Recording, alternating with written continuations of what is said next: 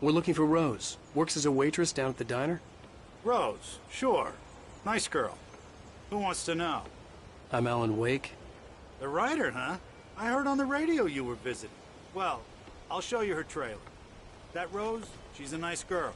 Always pays her rent on time. As I was saying, Al, I found all sorts of weird stuff from the local newspaper's archives. This place is crazy. Disappearances, mysterious deaths, urban legends come true, and, get this, most of this stuff takes place around Cauldron Lake. Well, you ain't wrong, mister. The Indians thought the lake was a doorway to the underworld. I'm the God-fearing type myself. I don't hold with that sort of thing. Yeah, okay. Anyway, there was an island there owned by a guy called Thomas Zane. Now, some of the articles I found about him make him out to be a famous writer, but I ran a bunch of searches, couldn't find a single thing he wrote. Zane was heavily into diving, so much so that the place came to be called Diver's Isle. But the volcano under the lake erupted in 1970, and Zane went down with the island.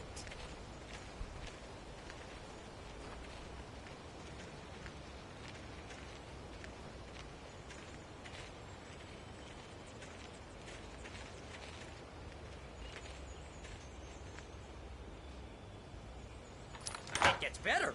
A local girl, Barbara Jagger, drowned in Cauldron Lake just a week earlier. They were lovers. Sure, Jagger's a local spook store. The Scratching Hag. Comes for you in the dark. Childish stuff like that. Anyway, Al, I'm just getting to the best part. All of the articles about this stuff were written by Cynthia Weaver. I asked around, and she's that crazy bag lady you met. What, the lamp lady? She can be a little loopy, but she's not homeless or anything. Yeah, anyway, she knew both Jagger and Zane before they both died, and she had some kind of a breakdown.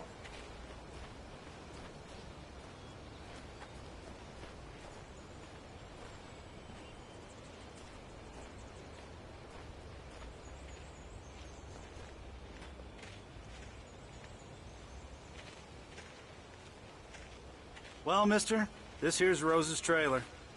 You mind me asking what you want with her? We're just here to talk to her, pal.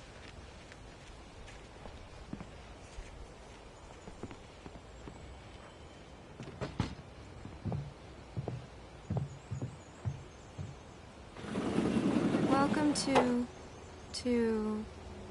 Oh dear, Mr. Wake. I'm so glad you're here. Rose, you have my manuscript? Oh. Oh yes. Yes. Please, come in. Hey, this is really good. Rose, Yes, my manuscript. I really need it. I understand. I know what you need. A muse to inspire you. Oh, for Barry? She doesn't have anything. Yeah, hey, Barry! What? What?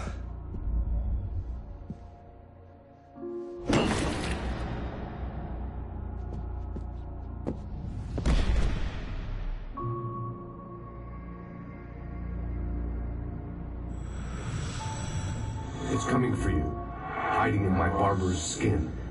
I'm too weak to stop it. You must turn the lights on.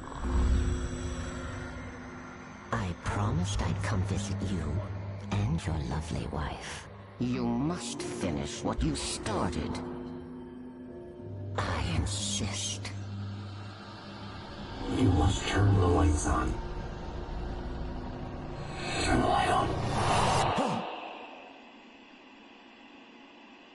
Back to work, boy.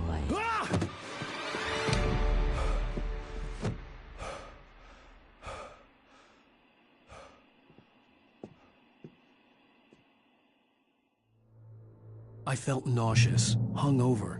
Only anger kept me going. Rose took a day from me. I had less than 12 hours left to meet the kidnapper.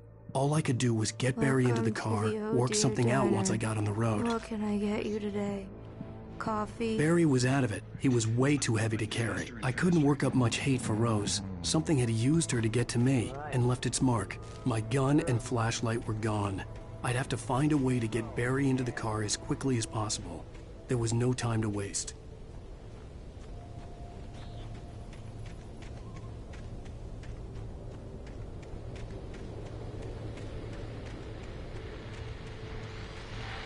I just stepped outside to catch a breath of fresh air. Let me tell you, the weather's getting heavy. Nights like this make me especially glad I'm here talking to you and not home in bed. When the weather takes a turn like this, I can't sleep at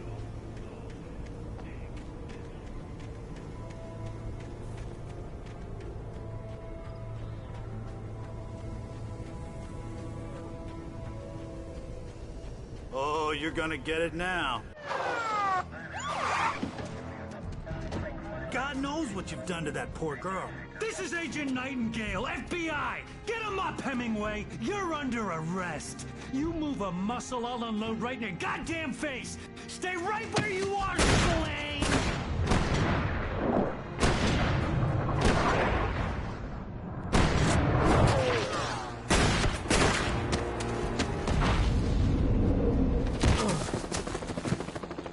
What are?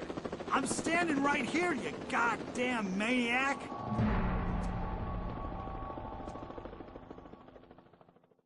I hated to leave Barry behind, but there was no way I'd miss my appointment with the kidnapper. Give it up, Mr. Wake! Come on!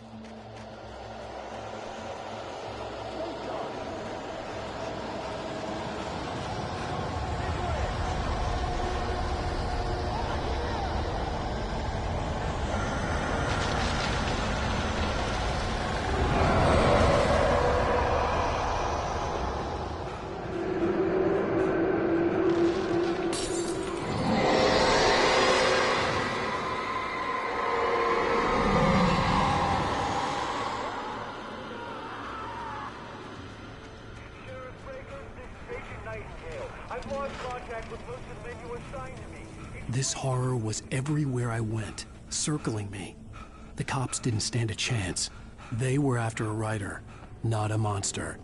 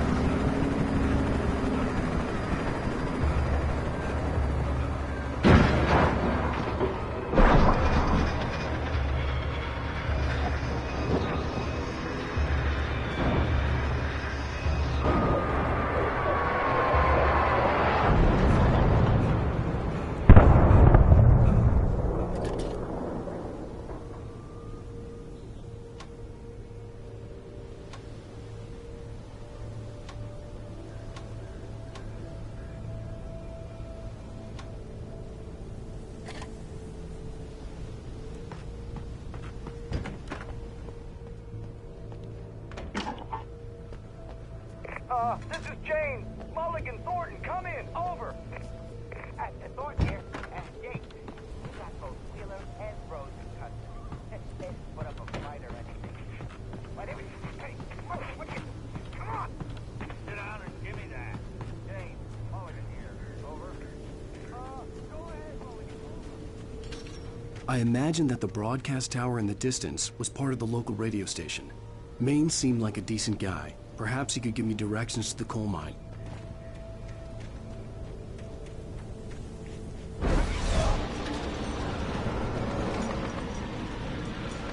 Unnatural shadows clung to the gate. The darkness that was after me was trying to stop me. I wouldn't get through without light.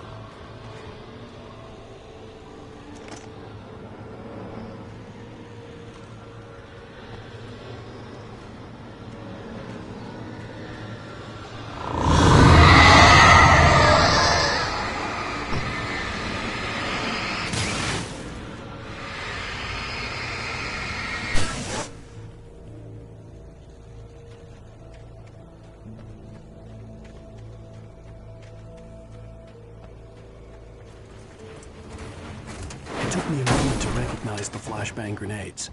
They were an ideal weapon for my situation. Team 1, come in. Over. Team 1, this is Sheriff Breaker. Report. Over. Team 2, come in. I need a report. Over. Come on, guys.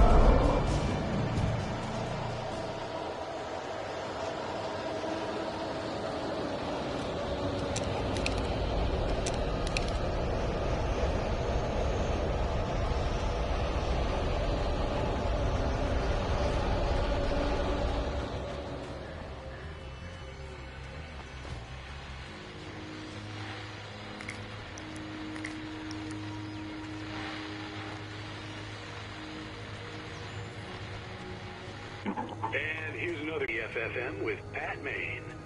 It's Bill Peabody, Pat.